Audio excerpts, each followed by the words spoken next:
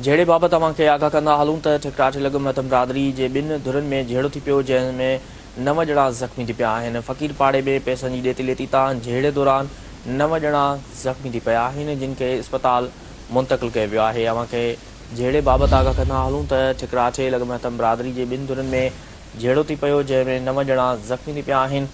फ़क़ीर पाड़े में पैसनि जी ॾेती लेती तां जहिड़ो जे दौरान 9 ॼणा ज़ख़्मी थी पिया जिन खे अस्पताल मुंतक़िल कयो वियो आहे। तव्हांखे अहम ख़बर खां आगाह कंदा हलूं त ठिकराठे लॻ मतिलबु बिरादरी जे ॿिनि धुरनि में जहिड़ो थी पियो जंहिंमें 9 ॼणा ज़ख़्मी थी पिया आहिनि। फ़क़ीर पाड़े में पैसनि जी ॾेती लेती तां जहिड़े दौरान 9 ॼणा ज़ख़्मी थी पिया जिन खे अस्पताल मुंतक़िल कयो वियो आहे। अहम ख़बर खां आगाह कंदा हलूं ठिकराठे लॻ मतिलबु बिरादरी जे ॿिनि धुरनि में जहिड़ो थी पियो जंहिंमें 9 ॼणा ज़ख़्मी थी पिया आहिनि। फ़क़ीर पाड़े में पैसनि जी ॾेती लेती तां जहिड़े दौरान 9 ॼणा ज़ख़्मी थी पिया जिन खे अस्पताल मुंतक़िल कयो वियो आहे। तफ़सील मालूम कंदासीं। टेलीफोन ते मौजूदु आहे ठिकराठे खां सिंधी टीवी न्यूज़ रिपोर्टर मजीद महर। जी मजीद, इन जहिड़े बाबति आगाह कजो। जी अब्दुल कयूं ही ठिकराठे जो फ़क़ीर पाड़ो आहे जंहिंमें मध्यम बिरादरी जी ॿिनि धुरनि में पैसनि जी ॾेती लेती तां जहिड़ो थी पियो आहे।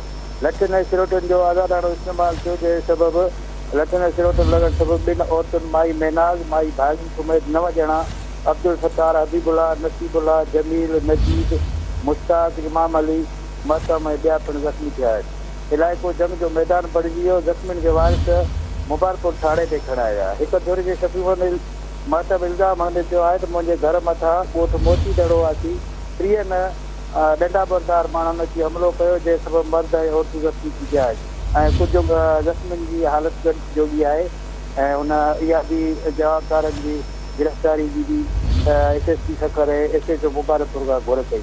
ॿिए पासे SHO मुबारकपुर अब्दुल हमीद महर सां राब्तो करण ते हुन ॿुधायो त ॿिन्ही धुरनि जी ढेरे जा इतला मिलिया आहिनि।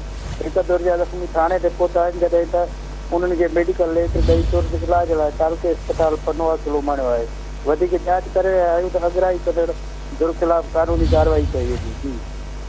ठीकु आहे मजीद, तफ़सील ॾियण लाइ वॾी महिरबानी।